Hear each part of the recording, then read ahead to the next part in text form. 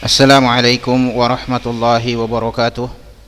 Innal hamdalillah nahmaduhu wa nasta'inuhu wa nastaghfiruh wa na'udzu billahi min shururi anfusina wa sayyiati a'malina. Man yahdihillahu fala mudilla lahu wa man yudlil fala hadiyalah. Ashhadu an la ilaha illallah wahdahu la syarika lah wa ashhadu anna Muhammadan abduhu wa rasuluh. Amma ba'du. Sebelum kita memulai pelajaran kita ini nakku, terkait dengan nilai, ya, nilai, Ustadz pernah menyampaikan kepada kalian bahwasanya siapa yang membaca buku Jihad Melawan Perdukunan, Ustadz tambahi nilainya, kan begitu ya. Tapi saya perhatikan banyak di antara kalian tanpa ditambahi nilainya pun nilainya bagus-bagus ya. Hanya sebagian yang Ustadz, ya Aisyah, ya Zahra, nanti aja nggak usah pakai kamera. Nggak pun Ustadz tambahin nilainya, nilainya bagus ya. Saya perhatikan nilai kalian bagus-bagus, tulisannya bagus ya. Jadi sebagiannya saja yang sudah Ustadz tambahin nilainya, ya, dengan membaca kemarin ya, dan lain sebagainya. Dan berarti nanti itu masih berlaku untuk ke depan. Ustaz masih simpan, itu anggap tabungan saja. Nanti ke depannya, ini kan masih semester ya, mid ya. Nanti kan ada lagi ujian semester betulan yang menentukan kenaikan kelas kalian. Nanti dari sana lagi Ustaz tambahi lagi sebagiannya bagi yang nilainya tidak ditambahi dari nilai membaca buku tersebut ya. Intinya Ustadz sangat mengapresiasi ya kemampuan kalian semua menjawab ya dan lain sebagainya.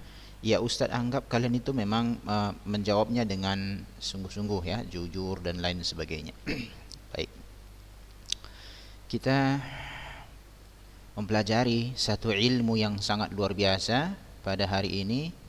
Yang ilmu ini adalah ilmu yang akan menentukan kehidupan kita bahagia atau tidak nanti di akhirat. Ya, ilmu ini adalah ilmu yang menentukan kebahagiaan kita itu nanti, kita bahagia di dunia atau tidak, atau begitu juga akhirat atau tidak. Itu ilmu tauhid. Rasulullah sallallahu alaihi wasallam bersabda, "Man yuridillahu bihi khairan yufaqihu fid din." Barang siapa yang Allah kehendaki kebaikan untuk dirinya, Allah pahamkan dia dalam urusan agamanya. Fikih dalam agama terbagi dua nakku. Yang pertama, yang sifatnya fardu ain, semua kita atas nama muslim wajib mempelajari. Yang kedua, fardu kifayah. Kalau sebagian sudah mempelajarinya, maka sebagian yang lain tidak perlu lagi mempelajarinya. Contoh yang kedua ini misalnya bahasa Arab, mustalah hadis, usul fikih dan lain sebagainya, yang sifatnya adalah ilmu alat yang membantu memahami syariat. Itu fardu kifayah ya. Artinya kalau anak ulun sudah mempelajarinya, maka anak-anak yang lain ya enggak wajib lagi mempelajarinya, kan gitu. Tapi tatkala Allah memberikan dia taufik untuk mempelajari yang sifatnya fardu kifayah ini, berarti Allah telah memberikan dia kebaikan yang sangat banyak sekali ya. Karena di sisi Allah dunia ini sedikit pun tidak ada artinya ya, sedikit pun tidak ada artinya di sisi Allah. Coba Ustaz berikan sekarang gambaran, mungkin kalian tidak tahu ya. Ditemukan gunung emas di Kongo sekarang ini, dan sudah diambil alih militer ya, dan memang betulan emas ya. Jadi rakyat itu memang akhir zaman seperti itu nakku. Kekayaan itu muncul semua ya, akan muncul kekayaan itu nanti sampai semua orang bersedekah saja orang nolak. Kenapa? Dia pun punya. Ya, jadi emas ya yang sekarang orang rebutan di Kongo itu, Afrika. Ternyata di sisi Allah, jangankan emas yang ada di Kongo yang sebuah negara doang, kan gitu. Dunia ini saja nggak ada artinya di sisi Allah, nggak ada artinya sedikit pun. Ya, berarti kita ini hidup di suatu negeri yang sedikit pun tidak ada artinya di sisi Allah. Lalu kita diberikan nanti surga, ya, seluas langit dan bumi 100 tingkat dan lain sebagainya. Siapa yang ke dalam tidak akan pernah keluar, nggak akan pernah lagi sakit, nggak pernah akan susah, nggak pernah lagi tua, dan semuanya menikmati kenikmatan di dalamnya. Itu yang Allah ingat, itu yang Allah anugerahkan kepada orang-orang yang beriman, ya, yang Allah persiapkan, yang sekarang itu sudah ada, ya, itu yang perlu kita cari ke arah sana. Cuma nggak mungkin kita ke sana, anakku, kalau akidah kita pun salah. Nah, itu nanti sampaikan ke orang tuanya itu. Kita harus belajar akidah karena hukumnya wajib. Nggak bisa kalian sudah mempelajari akidah lalu orang tua enggak, semua kita wajib pelajarinya. Jadi kalau lagi bersama itu kan jelaskan akidah itu begini. Ini kesyirikan. Kami sudah membaca dukun, rupanya buku yang dukun itu begitu, ya. Begitu, nakku, ya. Karena bagaimanapun inilah yang akan menentukan kehidupan kita di dunia baik atau di akhirat nanti baik. Paham ya? Baik. Ini panas loh hari ini. Yang tentu musim panas menerpa kota Medan, ya. Udah sebulan ini kayaknya.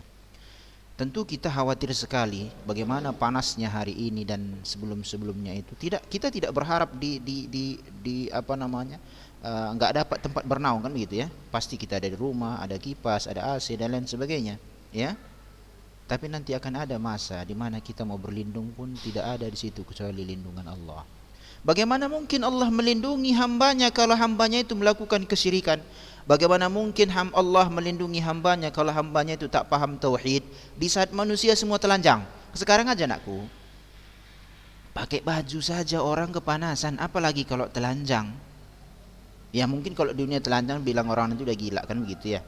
Dan itu memang gak ada adab kan gitu. Kalau di akhirat itu semua telanjang, ya, di alam mahsyar itu. Nah, kita ini walhamdulillah Allah anugerahkan kita kesempatan, kesehatan, belajar di tempat yang benar, sekolah, walhamdulillah.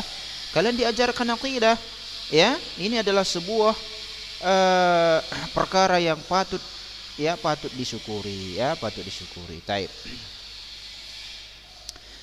Ulangan kemarin kan kita sampai di masalah ibadah, ya, tapi nggak apa-apa, perlu Ustaz jelaskan, ya. Ustaz jelaskan, ya.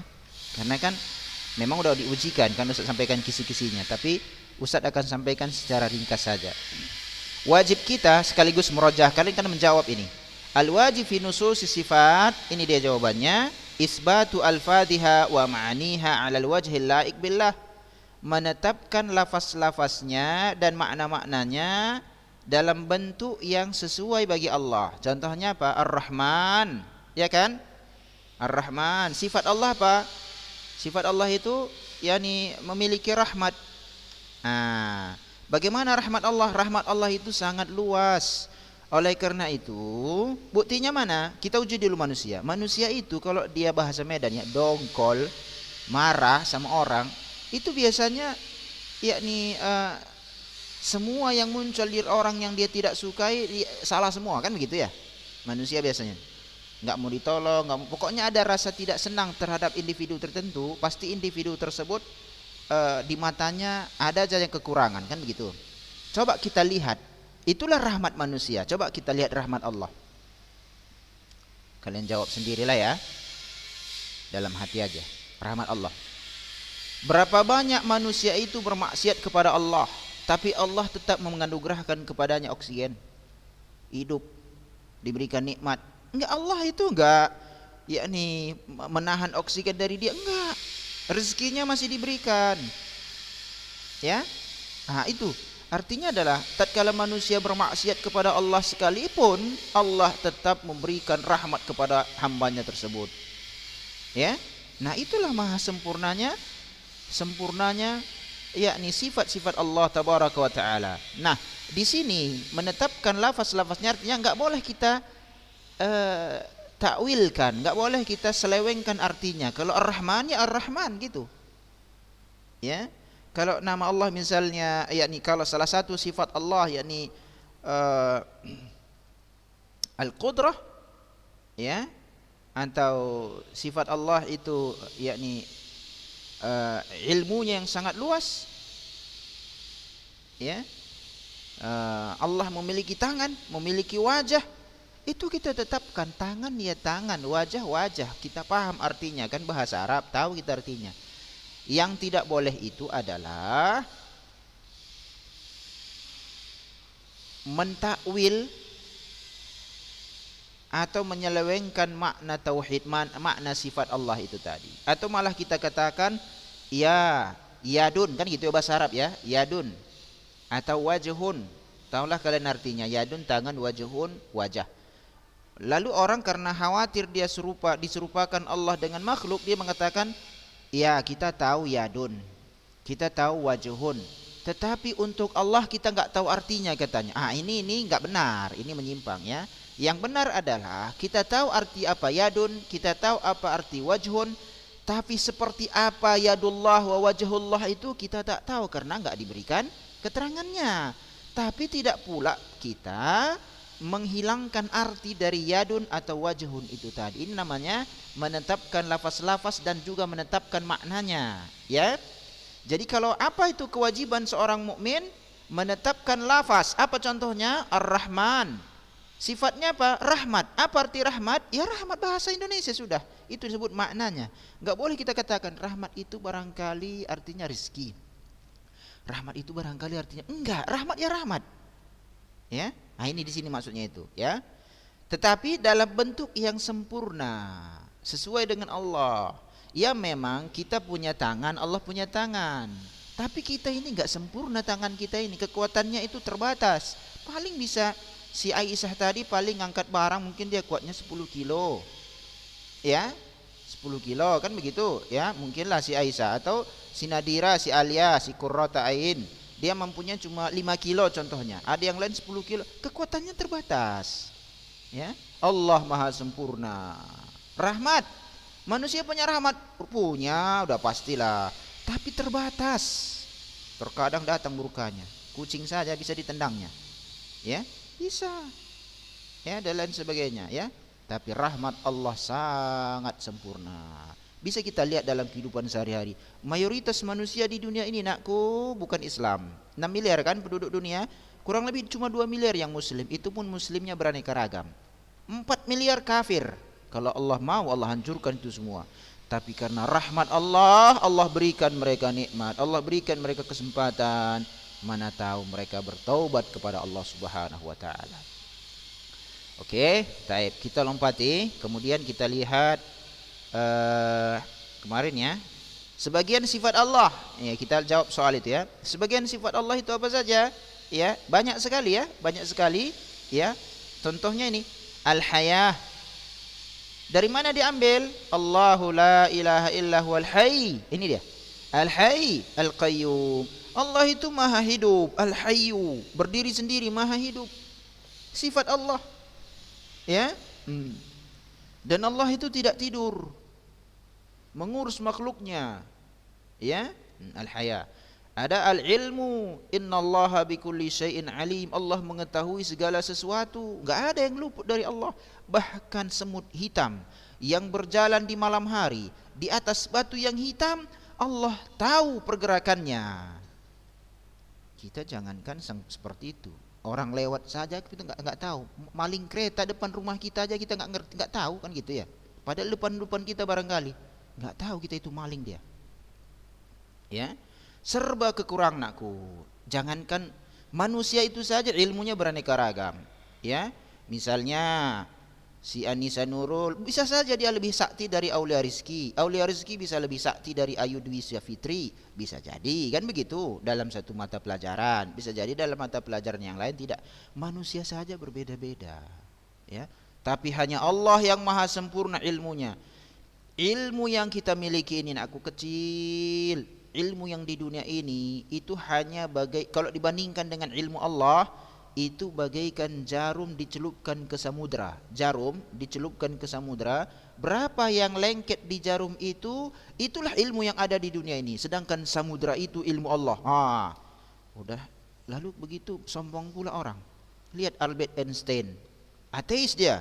Stephen Hawking, ateis dia. Dalam fisika kan kalian pelajari Albert Einstein, ateis itu, enggak mengakui keberadaan Allah. Padahal ilmunya pun cetek. Ya, sikit. Ya, tapi udah sombong. Seperti itulah manusia. Dalam ukuran kita ialah udah hal ilmuwan kan begitu ya. Tapi kalau dibandingkan dengan ilmu Allah, semua ilmu yang ada di dunia ini bagaikan air yang bagaikan sebuah jarum yang dicelupkan ke samudra. Samudra kan luas ya. Samudra Hindia, Samudra Atlantik luas sekali itu. Celupkanlah jarum itu, cap, tarik dia. Air yang lengket, air samudra yang lengket di jarum itu, itulah ilmu dunia. Samudra itu ilmu Allah. Maka kita jangan sombong lah, ya. Baru dapat nilai 100, sudah kayak dia yang punya dunia ini. Al-Qudrah. Ini berikutnya sifat Allah Al-Qudrah, ya. Al-Qudrah, maha yakni memiliki kemampuan. Tentu yakni pencipta. Jangankan untuk Allah ya. Qudrah, kemampuan kalian saja ujian. Mampu kalian menjawab, itu Al-Qudrah. Tukang kayu mampu dia bisa membuat mebel misalnya. Ia adalah qudrah, ia adalah kemampuannya. Tapi sebatas itu saja. Letakkan dia di bengkel, dia nggak bisa. Itu kemampuannya terbatas, itu makhluk. Nggak ada manusia ini super, semua dia ngerti, nggak ada, jarang itu. Dan nggak ada memang. Ya, oleh karena itu manusia ini sifatnya saling melengkapi. Ya, nah Allah Al-Qudrah, maha berkuasa, maha yakni memiliki kemampuan ya. Allah berfirman dalam surat Al-Hasyr, wallahu ala kulli syai'in qadir. Allah itu atas segala sesuatu dalam ilmu usul fikih nanti kalian pelajari, ini umum. Apa saja Allah mampu. Kalau kita enggak anakku, kalian saja enggak. Yang kalian pahami paling ini yang kelas 10 doang, iya kan? Kelas 11 belum, 12 belum, universitas belum. Itu pun belum tentu kalian hafal semua yang di kelas 10 itu. Kemampuan manusia itu terbatas. Maka jangan sombong ya. As-sam'u wal basar. Kita kalau udah kena penyakit pendengaran kita udahlah. Ustadz pakai kacamata sekarang, waduh, malam nggak nampak anakku, rabun jauh, rabun apa istilahnya itu, rabun sore, rabun ayam. Apalah mau kita sombongkan ya? Melihat Allah kalau mencabut penglihatan kita saja, nggak usah buta langsung ya, minus atau plus lah misalnya, aduh udah gawat. As-sami', ya, bisa peka. Ya, orang yang kerja di bengkel, wah itu harus berteriak-teriak dia itu nakku. Kalau nggak dengar orang tang, ya harus berteriak-teriak mereka, lama-lama kan peka itu. Ya, Allah tidak. Allah itu maha sempurna pendengarannya, Allah maha sempurna penglihatannya. Maka Allah akan mengetahui seluruh maksiat yang dilakukan oleh makhluknya. Kezaliman yang diberikan oleh sebagian kufar kepada kaum muslimun, Allah mengetahuinya. Bisik-bisik musuh Allah, meskipun gitu saja Allah sangat mengetahuinya. Dimanapun itu. Ya, kalau kita kan enggak. Jangankan bisik-bisik ya, orang yang ngomong saya pun terkadang kita enggak dengar lagi dia ngomong kan gitu. Nah, itulah kekurangan manusia. Laisa kamitslihi syai' wa huwas samiul basir. Allah tidak serupa dengan suatu apapun. Allah itu maha mendengar lagi maha melihat. Jadi enggak usah takut nakku di dunia ini. Yang penting adalah amalkan ajaran Islam. Allah memerintahkan wanita berhijab yang syar'i, pakai hijab syar'i, jangan diputar-putar yang di lehernya itu selendang. Allah memerintahkan itu menetap di rumah, jangan keluyuran. Meskipun sekarang dengan HP itu kalian sudah keluyuran, bisa jadi ya kan? Itu praktek modernnya, dia di rumah tapi hatinya sudah di mana-mana. Jadilah yang yakni mengamalkan Islam itu dengan baik dan benar. Toh yang rugi kita juga sih. Ya udah pastilah. Siapa yang menanam, dia yang menuai. Siapa yang meniup angin, dia yang akan merasakannya. Ya. Dan lain sebagainya. Dia akan yakni yang akan merasakan ya kan gitu. Enggak mungkin pula orang lain yang tanggung jawab. Enak kali lah begitu ya. Apalagi sifat Allah, kita ambil saja 1, 2, 3, 4, 5 ya. Al-kalam. Nah, ini 5 aja Al-kalam ya. Al-kalam berbicara ya. Wa kallamallahu Musa taklima. Allah benar-benar berbicara kepada Musa alaihi salam. Allah berbicara. Oleh karena itu Al-Qur'an itu kalamullah, bukan makhluk ya. Al-Qur'an itu apa? Kalamullah al-munazzal ala Rasulillah al-muta'abbad bitilawatih. Kalam Allah yang diturunkan kepada Nabi kita yang mulia alaihi salatu wassalam dan bernilai ibadah tatkala dibaca. Beda membaca komik yang kalian baca itu Detektif Conan ya, ataupun misalnya sekarang ini yang digandrungi orang One Piece ya, dan banyak sekali ya yang saya lihat dibaca apalagi anak-anak perempuan ya yang berkaitan dengan yakni komik-komik Jepang, Korea dan lain sebagainya, habis waktu di situ. Tidak bernilai ibadah, bahkan terkadang mengandung dosa, menyanyiakan waktu, bahkan di sana ada hal-hal yang tidak layak, ya. Tetapi kalamullah, kalian menghafal Al-Quran, enggak hafal, pahalanya sudah dapat. Barangkali Allah berkehendak kebaikan tatkala enggak hafal-hafal, berulang-ulang dia membaca Al-Quran, dia berulang-ulang mendapatkan pahala. Coba kalian menghafal sekali saja langsung dapat, pahalanya segitu aja lah. Jadi semuanya ada hikmahnya, nakku. Ya, ya, jadi 5 ini aja kita ambil ya, 5 ya. Baik. Ini juga yang penting juga ya. Satu lagi, al-istiwa, yakni Allah berada di atas hambanya, di atas arsy. Oleh karena Allah mengatakan ar-Rahmanu 'alal arsy istawa. Ar-Rahman itu berada tinggi di atas arsy. Jadi salah kalau ada orang mengatakan Allah ada di mana-mana. Salah. Allah tidak ada di mana-mana. Allah di langit. Allah fis sama, di atas langit. Ya, Allah di atas langit. Itu keyakinan kita, nakku. Jangan sempat salah ini. Tidak ada keyakinan, apalagi orang mengatakan Allah itu ada di hatiku. Yuh, menyatu berarti itu orang tasawuf. Menyatunya makhluk dengan khalik, orang tasawuf. La, Ahlussunnah wal Jamaah meyakini Allah fis sama, di atas langit. Mustawin 'alal arsy, tinggi, menetap di atas arsy. Itu Ahlussunnah wal Jamaah. Enggak enak mempelajari akidah ini, nakku. Kenapa? Karena serius dia. Serius mempelajarinya, butuh keilmuan, butuh kesabaran dan keyakinan. Tetapi inilah yang nanti membuat kita ongkang-ongkang di surga Allah. Mau bersusah-susah dahulu atau bersenang-senang dahulu, tapi nanti susah kemudian. Lebih baik sekarang belajar dengan baik dan benar. Itu yakni nikmat yang luar biasa, ya. Bagi orang yang telah merasakan bagaimana nikmatnya menuntut ilmu, dia akan terus menuntut ilmu. Bagi orang yang telah merasakan bagaimana nikmatnya membaca, dia rasanya tidak nyaman kalau tidak membaca. Tapi membaca bermanfaat, Mas Ustaz, ya. Gitu ya. Oke. Kemudian apalagi kemarin masalah ujiannya, soalnya tentang ibadah, ya. Tentang ibadah. Ini ibadah, ya.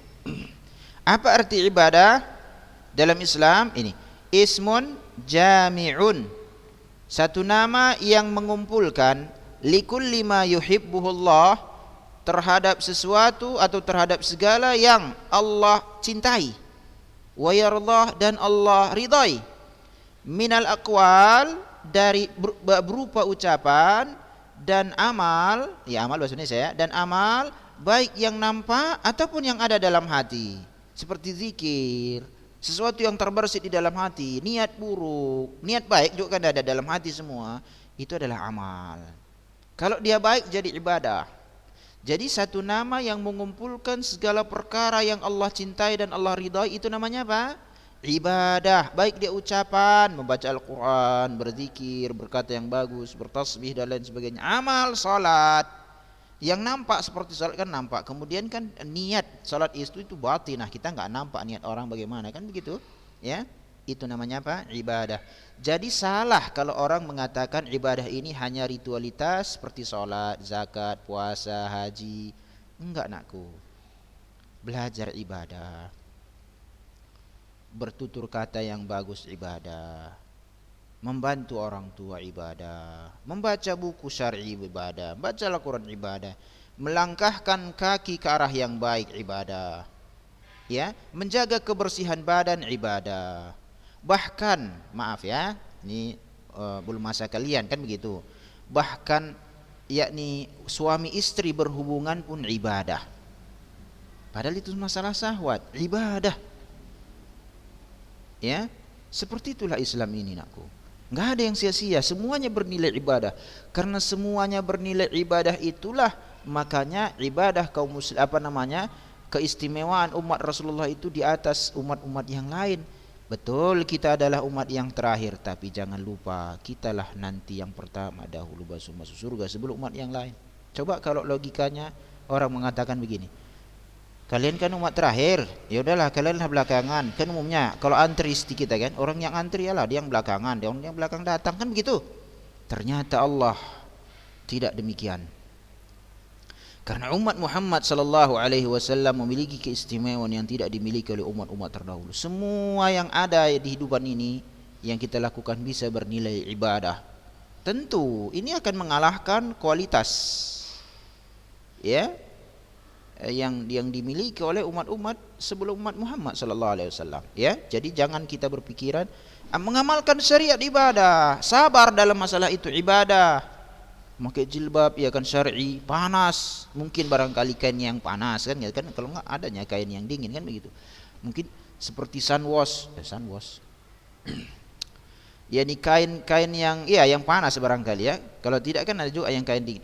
Terkadang dituntut kesabaran, aku kalian sabar situ ibadah. Mana lebih sepanas-panasnya kita memakai hijab syar'i, memakai pakaian kan terkadang gerah juga kan begitu ya.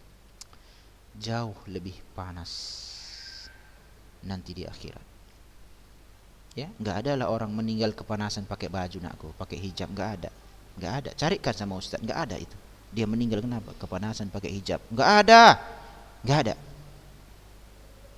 Jadi atas dasar apalah sebagian kaum atau mukminat ini terasa hatinya berat untuk mengamalkan Islam, ya?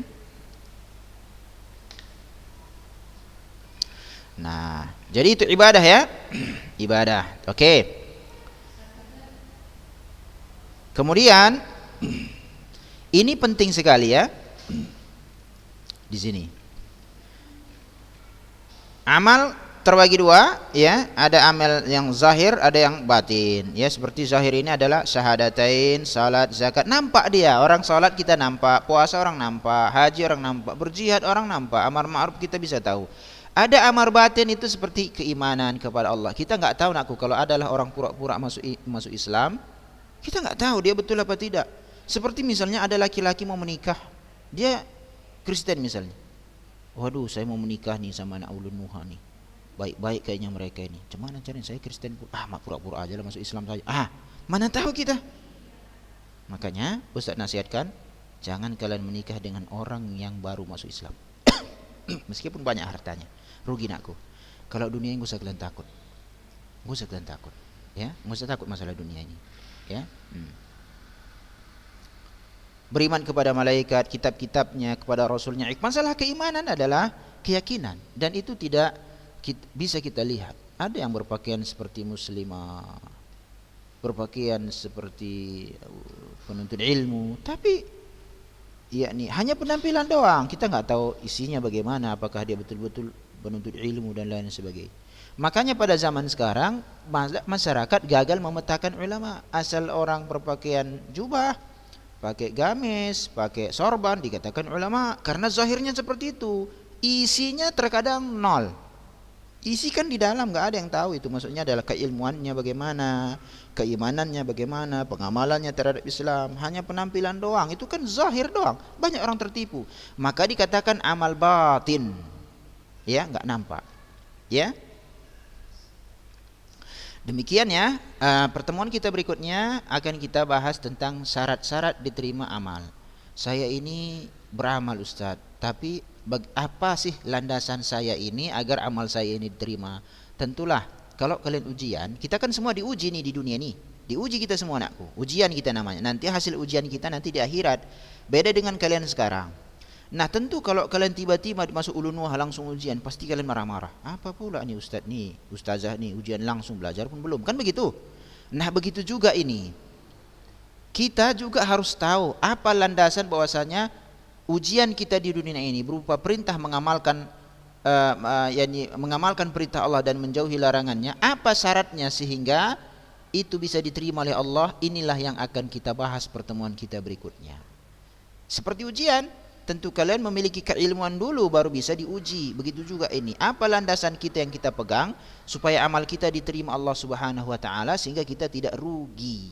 Karena banyak orang beramal, amalnya tidak diterima oleh Allah Subhanahu wa taala, bahkan dimasukkan juga ke neraka sebagaimana dalam surat Al-Ghasyiyah yang sudah kalian hafal itu. Hal ataka haditsul ghasyiyah itu pekan depan insyaallah Ustaz sampaikan, Ustaz jelaskan biidznillah.